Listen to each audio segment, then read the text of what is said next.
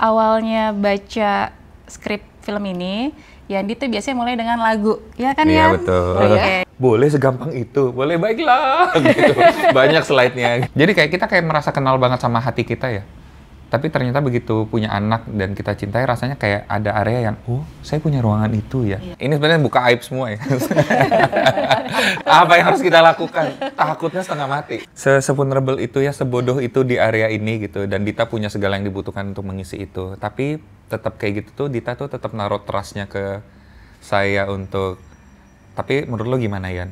Di setiap skrip yang Yan ditawarin tuh isinya gila semua sih menurutku ya. Hai, aku Nike. Aku Olin. Biasanya nih, Living Laughing kan ngebahas soal rumah-rumah gitu ya. Tapi kali ini agak berbeda. Jadi aku agak deg-degan tapi excited karena kami akan ngebahas rumah di film. Film apa? Kita bakal bahas film Satu Kakak Tujuh Ponakan. Dan spesialnya lagi ngebahasnya bersama sutradara dan production designernya.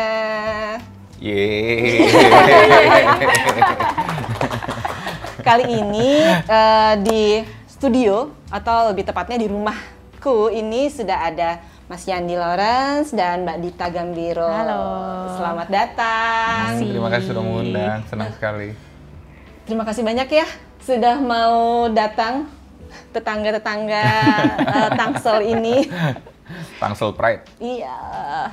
Nah, kita mungkin langsung aja kali ya, kenapa ngebahas Rumah Kakak Tujuh Ponakan. Berawal dari, sebenarnya kan ini film tahun awal 2025 nggak sih? Iya, awal Ya kan? tahun ini. Awal Ya. tahun ini, dan kami semua di Living Laughing itu tuh nonton. Terus impress banget nih sama setnya, terutama rumahnya. Makanya jadi kayak, aduh pengen banget ngebahas. Makanya kami seneng banget bisa ngebahas rumah ini sekarang. Tapi mungkin sebelum kita ke bahasan utamanya, Mas Yandi boleh cerita sedikit nggak film Satu Kakak Tujuh Ponakan ini tuh tentang apa sih? Satu Kakak Tujuh Ponakan itu bercerita tentang seorang pemuda namanya Hendar Moko, bentar lagi lulus kuliah arsitektur. Karena suatu insiden harus menanggung ponakan-ponakan yang ada di rumah tempat dia juga sebenarnya ditampung gitu, menjadi kepala keluarga di usianya yang masih sangat muda. Itu membuat dia ada dalam pilihan antara apakah dia masih bisa memiliki hidupnya sendiri atau harus terus menjadi bapak buat ponakan-ponakan ini. Oke, dan jadi kan ya maksudnya kembali lagi soal rumah ini, berarti rumah ini tuh diisi oleh berapa penghuni? Di awal tuh Mas Atmo, Kak Agnes, Kak Moko, siapa? Nina, Woko, Ano, berenam ya gitu. Terus abis itu ada lagi kan? Ketambahan ya, 2 berpulang, terus tambahin Ais, Eka, sama siapa istrinya? Kak Osa, ya. Bayi, ya 8. Akhirnya 8. Yang bikin impress tuh rumahnya tuh tipikal rumah Indonesia banget nggak sih? Kayak relevan banget gitu. Kayak rasanya tuh homey dan gimana ya? Rumah Indonesia tuh kan juga banyak ya yang isinya tuh penghuninya tuh banyak gitu. Nah, boleh diceritain nggak ceritanya tuh pencarian menemukan rumah ini sampai akhirnya bisa dapet? Wah, Dita bagus sekali. Waduh. Jadi awalnya baca skrip film ini, Yandi tuh biasanya mulai dengan lagu, ya kan ya? Iya betul. Oke, jadi kita sama-sama mendengarkan lagu. Terus dia bilang ini feeling yang mau gue dapetin nih di sini gitu. Terus abis itu meracik dari skrip, lalu feeling yang mau dibawa. Terus akhirnya kita mengkerucut sama-sama kalau kayaknya bagus deh kalau rumah keluarga ini tuh yang agak vintage, yang kira-kira dibangun tahun 60, 70 seperti itu gitu.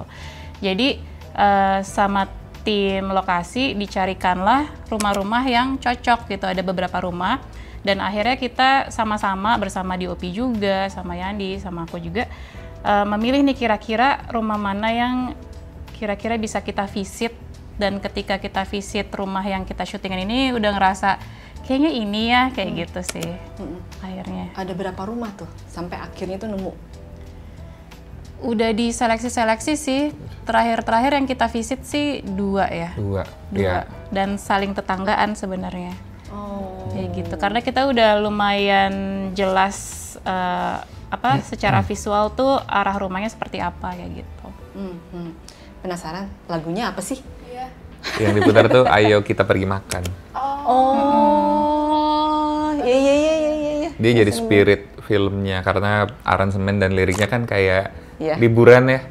Tapi begitu masuk ke tengah ending tuh ternyata itu tuh tribute, terima kasih terbesar ke orang yang udah berjuang buat menafkahi isi rumah gitu. Oh, ini yang ini kan, Sal Priadi.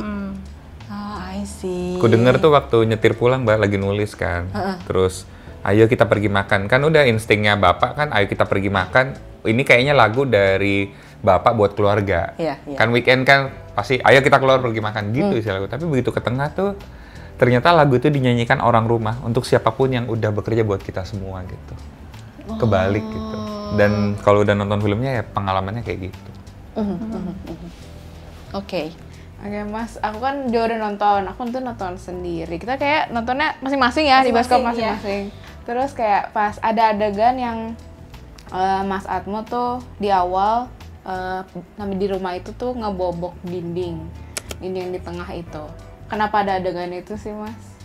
Sebenarnya pengalamannya waktu saya tuh nggak ngerti konsep mencintai anak tuh apa.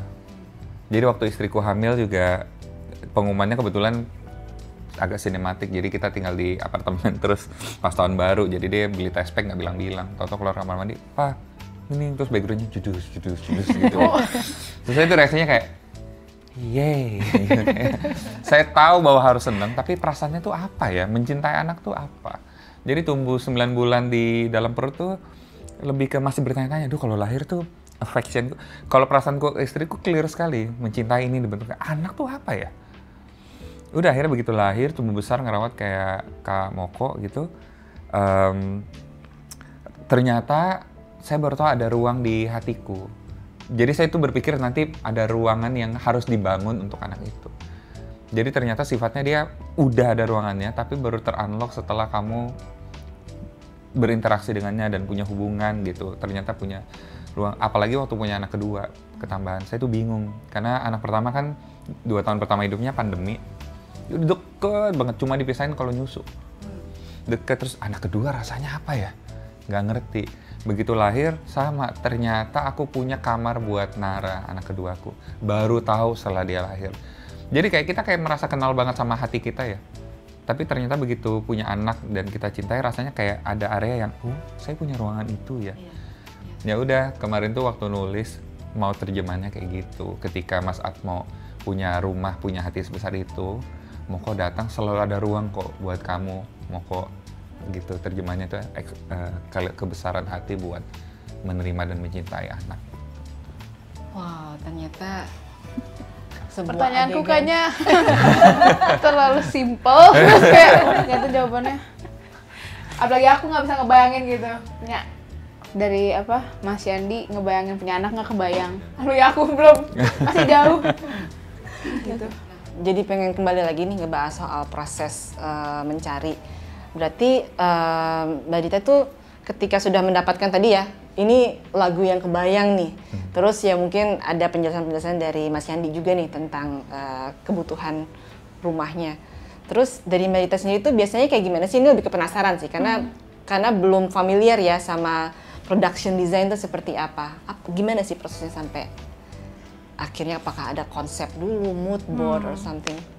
Prosesnya kalau aku emang menuntut Yandi untuk ngasih perasaan apa yang mau ditampilin. Dan Yandi akhirnya meramu beberapa rasa kan.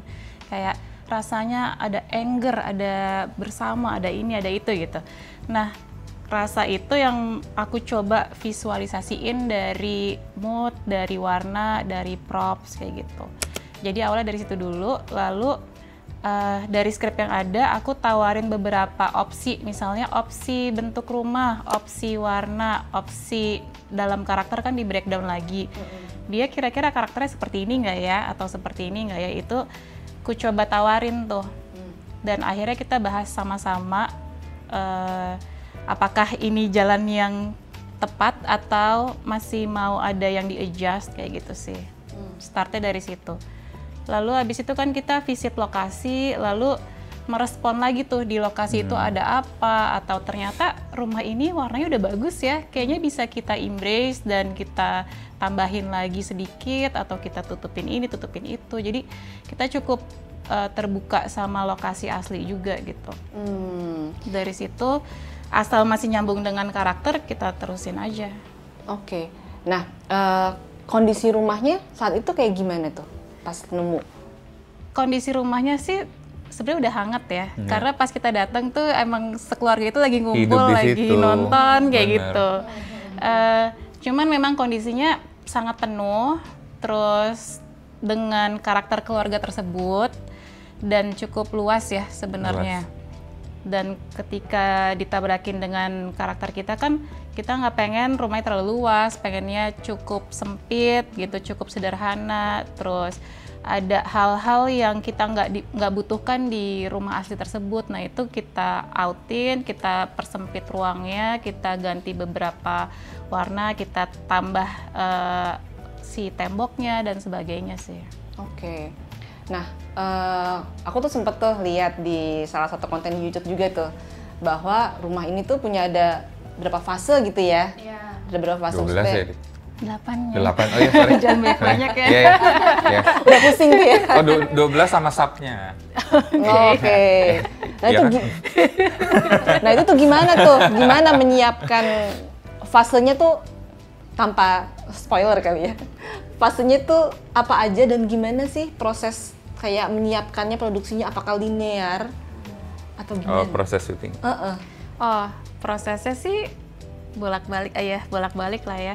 Cuman maksudnya kalau misalnya ditulis kan ketika kita baca kan kayak sederhana ya gitu. Pas di breakdown kenapa ini banyak banget ya perubahannya kayak gitu kan, karena dari ada keluarga yang masih komplit, terus abis itu nggak ada, abis itu anaknya lahir, abis itu bertumbuh, dan semuanya tuh ini fase yang berbeda di tempat yang sama nih. Berarti kan ada perubahan, ada orang baru masuk, berarti ada sesuatu lagi yang berubah kayak gitu-gitu kan.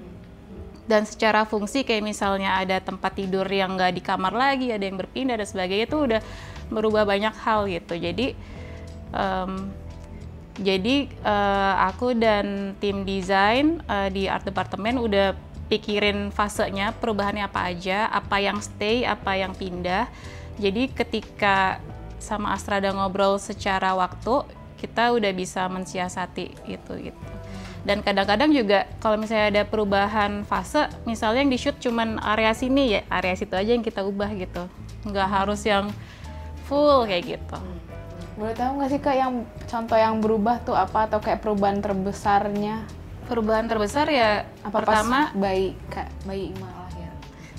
8 fase yang aku ingat adalah ketika keluarga masih komplit, pas Moko datang di awal masih ada tembok, abis itu ngancurin tembok, abis itu ada yang meninggal dan anaknya lahir, abis itu 3 bulan, 6 bulan, 9 bulan, MPASI udah 6 bulan, terus 2 tahun, ya Udah. seputar itulah. Perubahan terbesarnya berarti? Perubahan terbesar adalah ketika anaknya tumbuh sih. Ya pertama ketika Mas Atmo ngancurin tembok, itu udah merubah banyak layout di situ. Lalu ya ketika anak itu tumbuh jadi banyak artefak anak-anak dan segalanya. Iya, apalagi anak umur 2 tahun pertama tuh rumah chaos banget. Bener sih. Bener.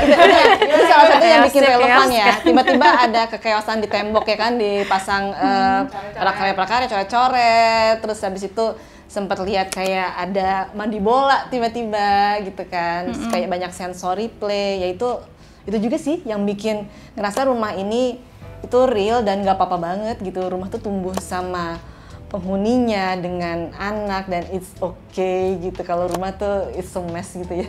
Di Iya. saat anak tuh ya masih di usia yang lagi ya lucu-lucunya itu gitu. Iya, sebenarnya kata kuncinya juga rumah tumbuh ya, Yan. Ya. Maksudnya rumah itu bertumbuh dan berkembang bersama penghuninya juga gitu. Jadi kayak waktu itu konsep kita emang ada banyak barang-barang yang akhirnya didaur ulang menjadi fungsi yang lain gitu. Kita bilangnya apa, palu gada. Ya, palu Palu gada. mau kayak gue gitu. ada, kayak Misalnya. nggak bisa beli baby chair ya udah kursi plastik diikat jaket. Iya, kayak gitu. Nggak bisa beli berakiasi ya udah kasur apa tuh susun. Susun. Jadi dibikin. tempat manjat ada tali-talinya. Iya. Terus Itu emang dekorasinya ide berubah. Atau kayak karena emang di tempatnya nggak ada mas? Kombinasi. Konsep. Jadi sebelum present treatment, saya tuh sebenarnya galau. H-1 kalau Dita ingat kita ketemu di cafe. Dit, besok kan kita meeting ya. Saya akan present treatment director. Kenapa Yan? Belum jadi apa-apa. Kata Dita, gimana? Terus kata Dita, Yan kadang-kadang tuh tulis kata-kata aja. Kayak per kata aja. Lo maunya ngerasa apa di filmnya? Boleh segampang itu, boleh baiklah. Gitu. Banyak slide-nya gitu. Nah salah satu kata-kata palu gada. Nah 1-2 minggu kemudian Dita dan semua HOD itu datang dan bawa terjemahan dari Kata-kata presentasiku itu. iya kemarin. Saya ingat banget salah satu lewat tuh Dita tuh nunjukin ada foto rumah tuh pintunya tuh kadang-kadang bisa mati. Kayak ada akses pintu yang Ditutup meja. tutup sama meja karena orang bisa lewat jalan lain anyway. Jadi ada pintu yang loh kok tembok tapi pintu gitu. Nah kadang-kadang rumah yang hidup kan Iya. bisa kayak gitu ya. Iya sih. Nah berkembang tuh. Oh iya ini terjemahan palu gada segala macam. Kadang-kadang tuh bikin film rasanya kayak jadi orang tua. Kita tuh punya konsep mau membesarkan anak kayak apa, ideal di kepala, tapi juga harus sama kan membaca karakter anak ini dan apa tujuan hidupnya supaya Iya, kebutuhannya tetap apa, jadi iya. hidupnya tetap jadi miliknya, nggak jadi milik kita. Nah bikin film, taking care karakter dan kehidupan karakter dalam itu tarik menarik antara filmmaker yang mau nge-treat apakah kita mau nge-treat ini supaya kita terlihat keren sebagai filmmaker gitu, atau memang ini necessary untuk Moko dan semua ponakan-ponakannya memang sewajarnya hidup mereka kayak gini gitu. Itu tuh tarik-menarik yang terus terjadi. Ini tuh nggak salah karena kita punya intensi bercerita, dorongan membuat dramatik, makna lebih dalam dan segala macam. Tapi kan yang terutama tetap Moko dan ponakan-ponakannya gitu. Jadi kenapa fasenya bisa sebanyak, saya juga kaget sih pas jadi dan baru belajar itu dari Dita juga. Waktu tahu 8 fase ternyata iya kan, kalau anak masih berapa bulan kan dunianya tuh tentang makan dan ganti popok kan. Iya. Dan segala macam gitu. Tapi ketika dia mulai bisa merangkak, pasti mulai ada hal-hal yang digeser, dilindungin segala macam. Jadi rumah tuh layoutnya dan isinya bertumbuh sesuai kebutuhan orang-orang kehidupan di dalamnya. Karena film ini fasenya dari 7-8 tahun lalu lompat terus ada time jump 2 tahun Ima tumbuh besar. Kepribadian atau karakter orang dalamnya itu nge-shape layout rumahnya tuh. Dan menciptakan kehidupan. Iya. Kaget-kaget datang ke set tuh, saya kadang-kadang sampai merasa bersalah sama Dita. Saya merasa Dita sebenarnya bisa jadi aktor yang baik karena waktu dia ngedesain sebuah production gitu, dia memerankan karakternya. Jadi bukan ego untuk Dita punya semua pengetahuan untuk menampilkan hal-hal yang mutakhir gitu, tapi dia memilih merendahkan dirinya dan mengerti karakternya gitu. Hal kecil kayak di meja komputernya Mas Atmo. Itu tuh ada kertas kecil terus tulisannya alamat email dan password emailnya Mas Atmo. Hal yang sangat mungkin dilakukan Mas Atmo kalau umurnya udah segitu kan. Iya. Padahal tidak ada dalam skrip. Nah, saya ngerasa bersalah karena aduh ini tuh detail sekali gitu. Iya. Tapi saya harus munculkan di mana ya? Nggak kamil lagi. Gitu karena nggak ada dalam cerita, tapi indah sekali bisa memikirkan karakter sedetail itu. Mbak Dita, berapa lama sih prosesnya tuh? Kan maksudnya film ini tuh karakternya nggak sedikit ya. Dan bagaimana menerjemahkan itu ke dalam sebuah ruang, bahkan sampai detail seperti itu gitu. Berapa lama waktu yang dikasih sama Mas Yandi untuk akhirnya Mbak Dita kayak, oke, Ya itu orangnya di belakang tuh. Normalnya kayaknya. Normal ya. Normal tuh sampai selesai syuting 3 bulan 3 ya. bulan. Jadi kayak persiapan ngegodok semuanya sebulan untuk konsep. Habis itu sebulan kemudian kita lebih ke reki, lebih ke merencanakan bersama tim. Bulan berikutnya syuting. Jadi tuh ya berarti kan tapi di bulan pertama berarti skrip udah dapat. Jadi bulan berdasarkan pertama dari dari pertama skrip, kali skrip keluar. tim production desainnya ini tuh ada berapa orang sih Mbak? Kalau tim desainnya itu ada aku kalau sama grafis 6. Aku, Syaza, Rara, Femi, Emma, dan grafis Mufti. Sisanya ada kira-kira ber-11 lagi, ber-10 itu tim art department yang membantu juga mewujudkan desain-desain yang udah ada ini.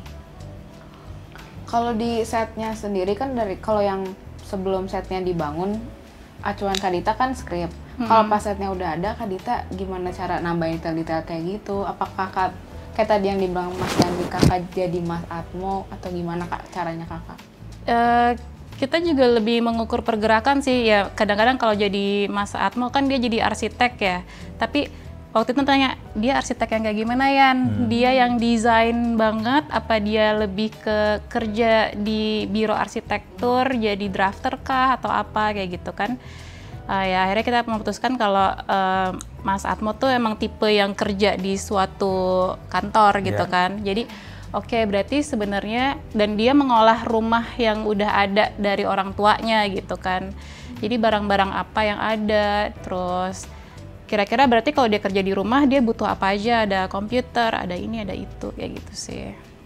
Jadi kan setelah Moko sama adik-adik dan semua ponakan beraktivitas di rumah itu, tinggal di rumah tuh, dari aku penonton yang lihat tuh mereka aktivitas itu di ruang tengah, semuanya di situ gitu, tidur, main, ngumpul di situ. Kenapa dibuat kayak gitu Mas? Cuma satu ruang tengah itu yang kayak dipakai gitu, difungsikan di keluarga. Kultur keluarga Mas Atmo kayaknya memang ngumpul dan ngobrol sih. Jadi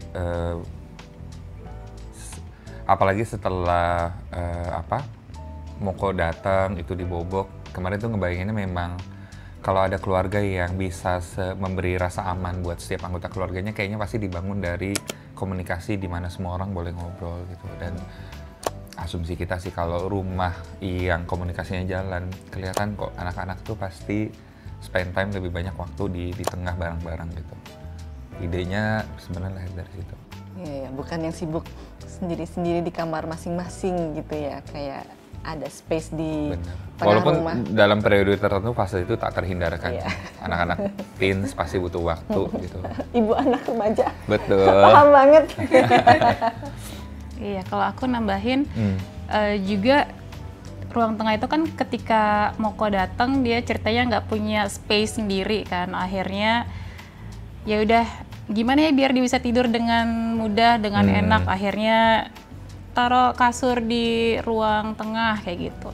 Tapi paling peaknya itu kan ketika kedua orang tua yang meninggal, itu kan akhirnya mereka berkumpul di tengah sebenarnya biar nggak sedih ya, maksudnya biar saling berkumpul ketika mereka masing-masing kan sedih banget ya kayaknya ngadepin dukanya gitu. Jadi mereka tuh kebersamaannya dengan ya udah kita bareng-bareng dulu yuk di tengah sini gitu kan.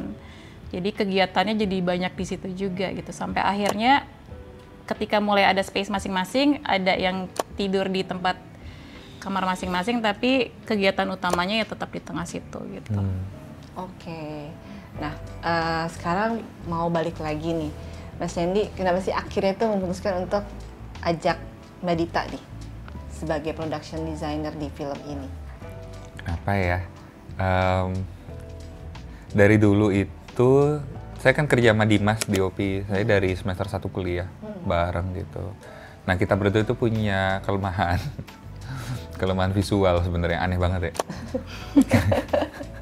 karena saya kalau bekerja nggak tahu ya, pengen punya kemampuan itu tapi sementara ini terus dikejar sih. Tapi kayak selalu base-nya tuh pemain, adegan, cerita.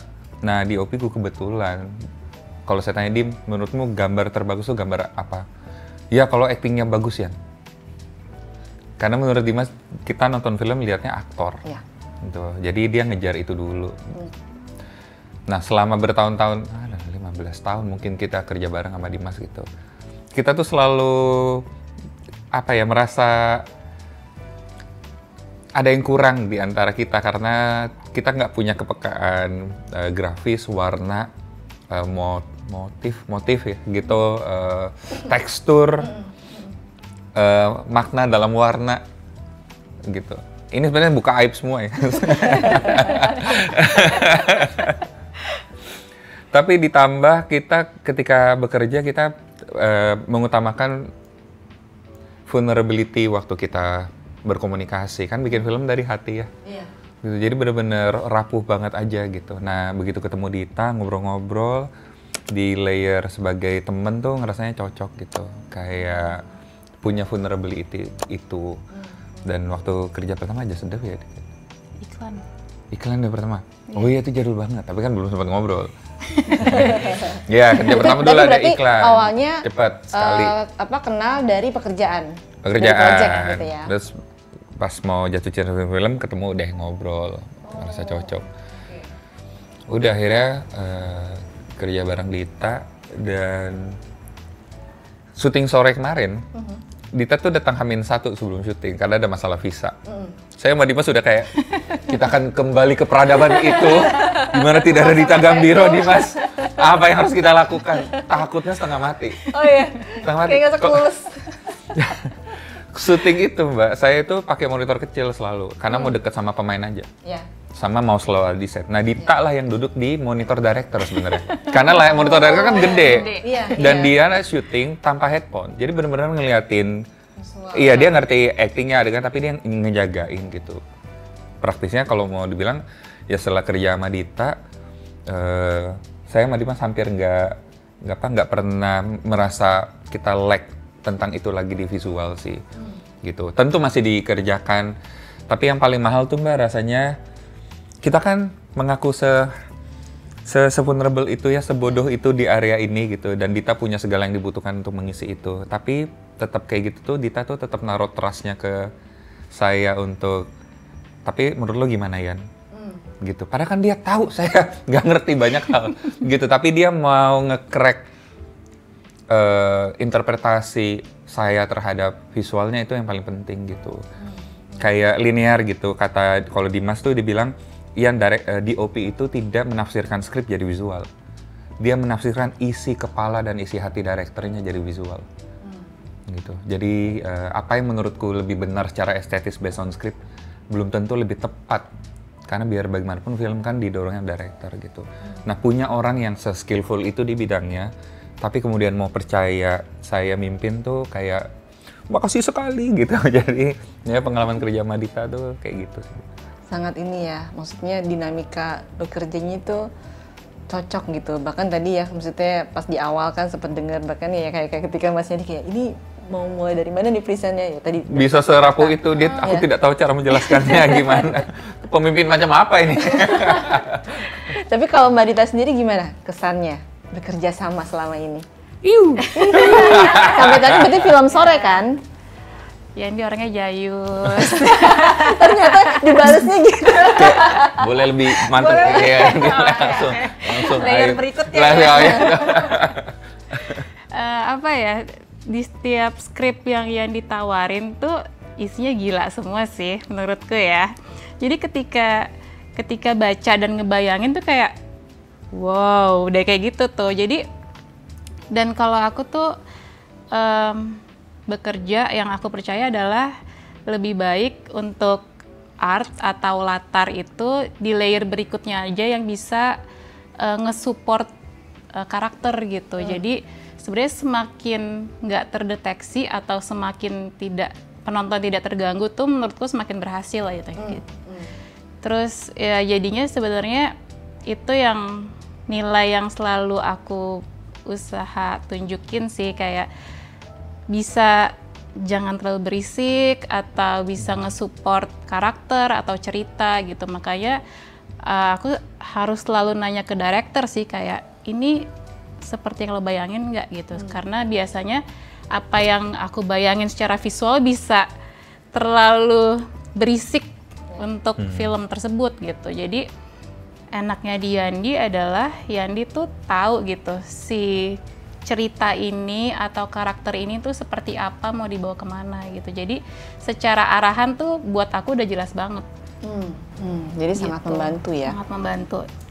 Oke, nah ini mungkin kita bisa langsung, tadi kan Mas Yandi udah sempat bahas soal sore ya, dimana Ibu Dita baru H-1 ya datang ya dari jadwal.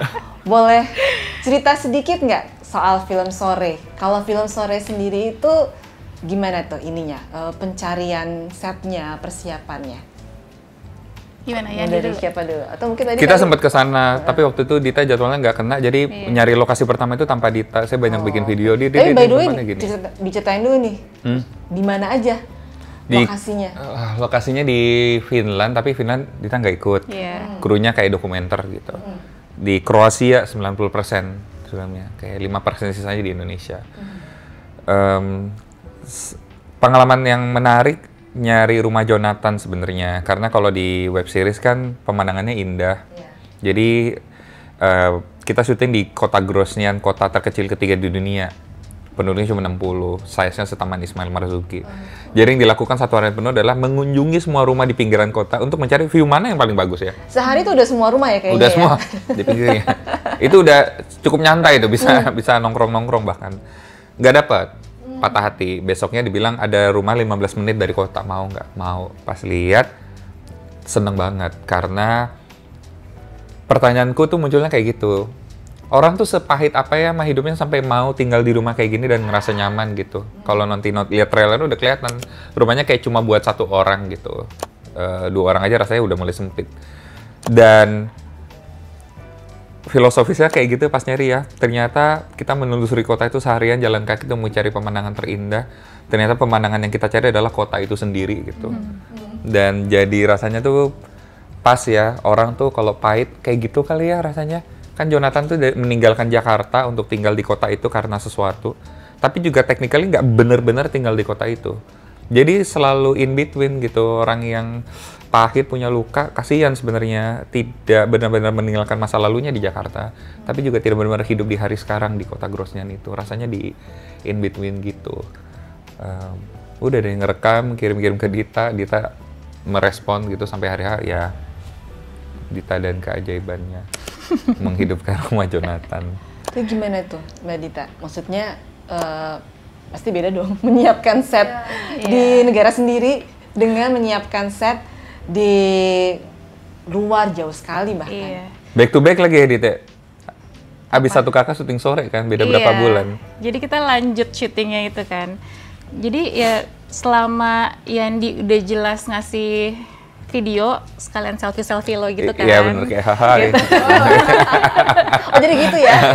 Reportnya ternyata bentuknya kayak gitu, banyak mukanya. Oh ya muka. Minggir Yan, gue mau lihat setnya. Itu abis itu kita minta ada yang bisa ngukurin size-nya, jadi kita simulasiin dulu pakai SketchUp kira-kira size-nya segini kira-kira. Jadi kurang lebih nggak terlalu kaget lah ketika ngeliat set aslinya gitu.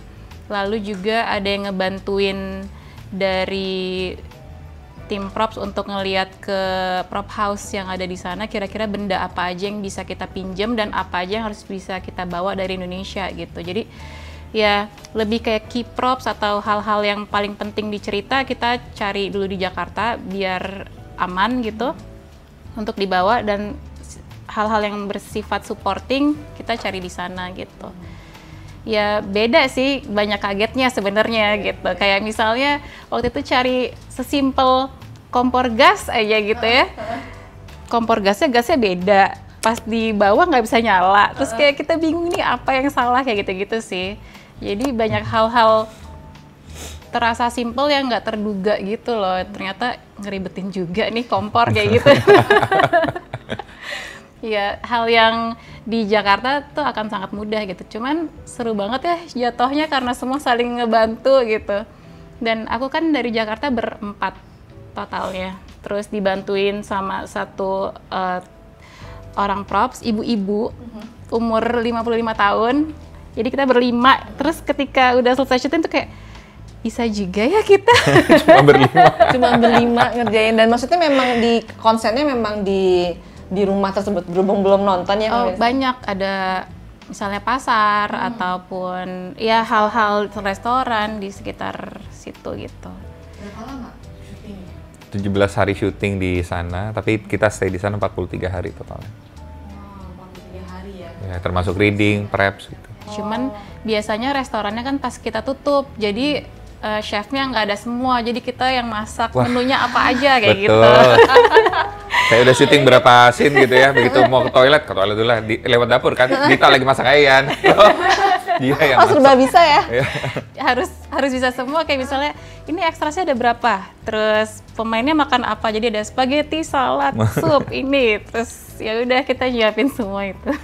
Wow, dan itu kan kota kecil ya? Kota kecil, Kota jadi kecil. mau nggak mau emang harus bikin sendiri aja gitu. Iya, Kadang-kadang ada restoran yang cuma nyediain wine atau apa, tapi kita butuh ada yang makanan, ya bikin. Pulang-pulang syuting jago masak Dita. Habis itu makanannya dimakanin kru.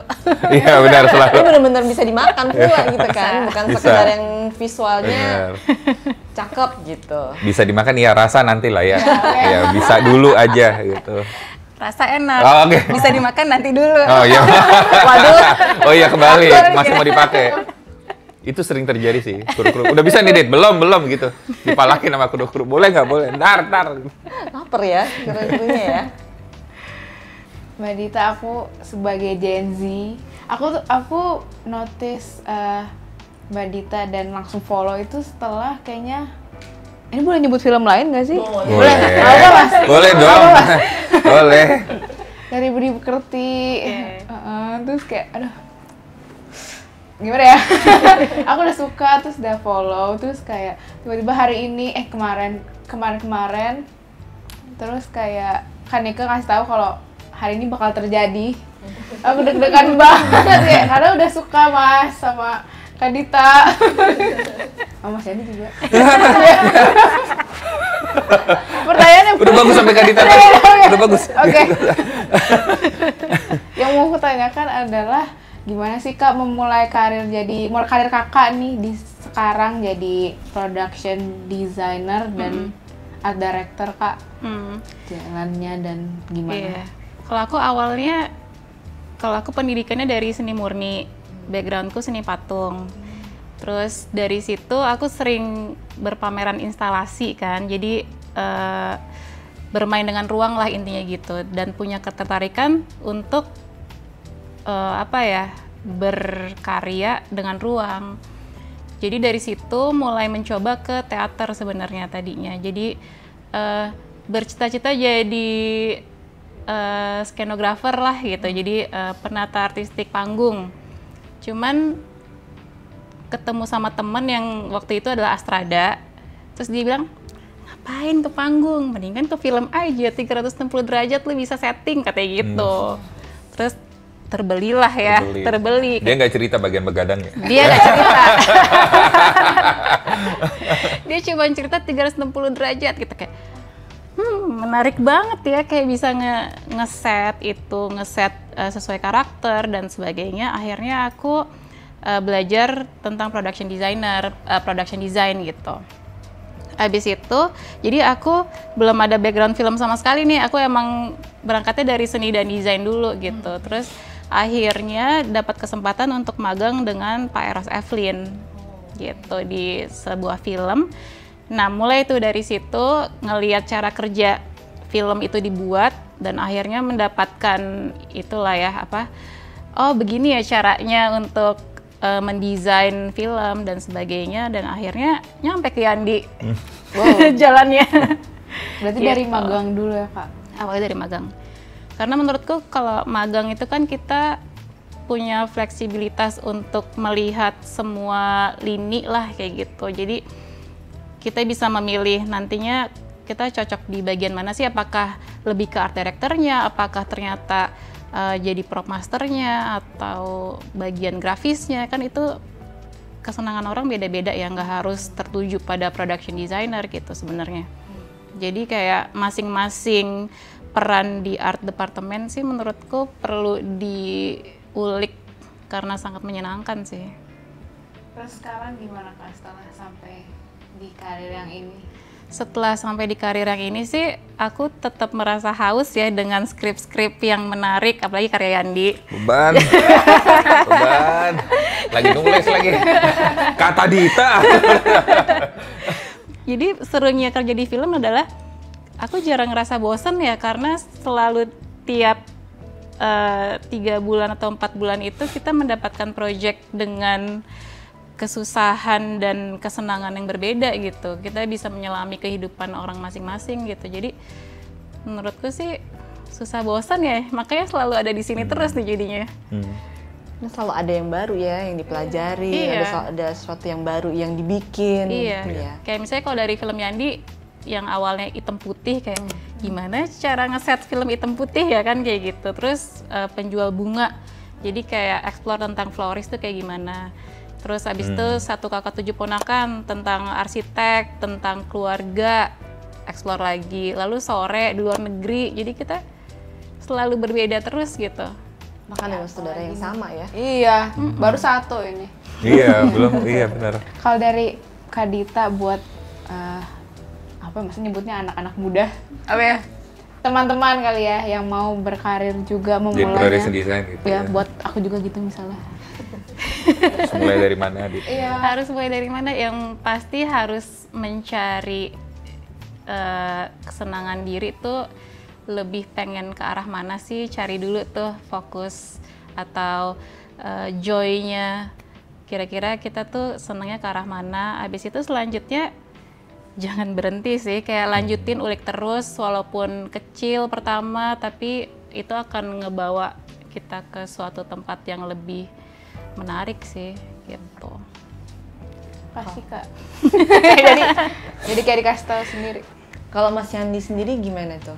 Secara singkat aja, Apa tuh, Mbak? perjalanan karir menjadi saudara. Tadi kan kita sebelum meeting kan kita sempat ngobrol tuh. Bener. Ternyata kan Mas Yandi tuh asdos ya, Iya, dosen lah. betul.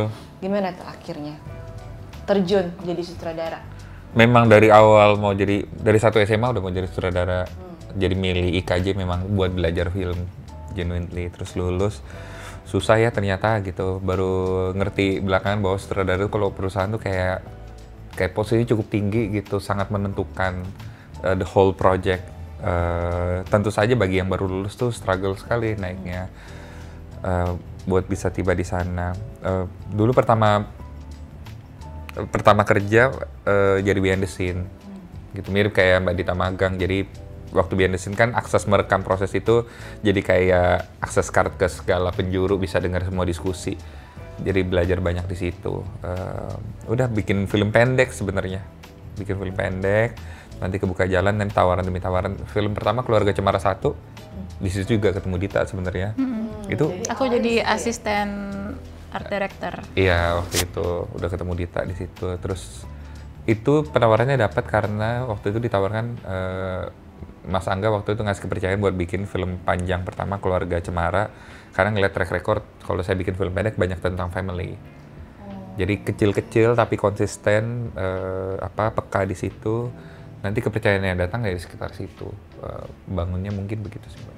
Tapi memang iya sih, maksudnya aku juga ngeliat kayak film-filmnya Mas Yandi tuh banyak ininya di family ya. Itu memang udah ketertarikan dari dulu. Iya, waktu mau kan selama kuliah kayaknya ada bikin 5 sampai 7 film pendek.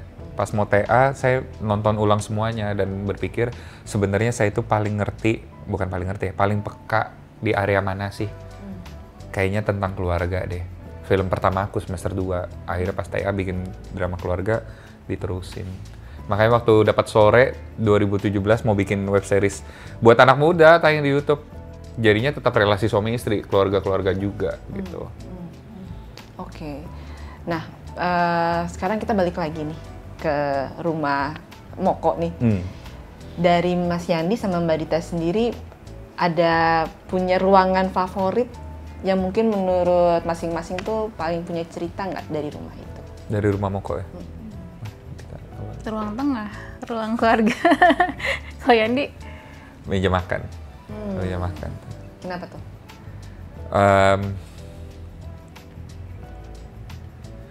Nggak tahu ya, mungkin, saya gimana ngejelasinnya ya. Mungkin karena saya tumbuh besar di keluarga yang nggak makan di meja makan banget gitu setelah papa meninggal. Jadi makan tuh di mana aja gitu. Akhirnya setelah punya keluarga sekarang membudayakan itu. Nggak tahu, ada rasa romantis melihat orang ngumpul di meja makan ngobrol juga gitu. Itu juga mungkin yang secara nggak sadar mendorong intuisi kita dari nulis untuk mengakhiri filmnya dengan ngumpul di meja makan, mau kok join di akhir film gitu. Kayaknya personal mungkin. Mungkin kita bahas sedikit film sore ya, yang juga sedang tayang di bioskop-bioskop. Buat Mas Hendy sendiri, film sore itu cocoknya tuh ditonton oleh siapa sih? Agak aneh jawabannya mungkin begini, tapi kayaknya paling tepat ini bagi saya, Mbak. Buat kamu yang 13 tahun ke atas, semua orang sih cocok nonton sore. Kalau teman-teman abis nonton video ini mau langsung nonton film Satu Kakak Tujuh Ponakan, bisa nonton di mana? Satu Kakak Tujuh Ponakan bisa teman-teman nonton di Netflix, sudah tersedia. Kalau sore Nah, kalau sore ada di bioskop-bioskop kesayangan teman-teman semuanya. udah bisa tonton juga ya? Bisa, sekarang. Sekarang, Ayo berangkat yuk pokoknya. loh. Begitu abis nonton ya, begitu abis nonton video ini mending langsung aja ya. Soalnya kita juga mau nonton bareng. Apa kita bikin nonton bareng? Nobar Bikin. nama. Nobar. Oke, terima kasih banyak Mas Yandi, Mbak Thank Dita. you. Terima kasih. Sudah bersedia untuk berbagi cerita tentang Satu Kakak dan juga sore. Sukses buat sorenya. Amin. Semoga udah boom ya. Amin. Amin. Amin. Makasih semuanya udah nonton. Sampai ketemu di ngobrolin selanjutnya. Dah. Yeay. Duh, nggak nyangka Mas Yandi se-kritis itu. Masa sih? Aku nyangka. Oh ya nyangka ya.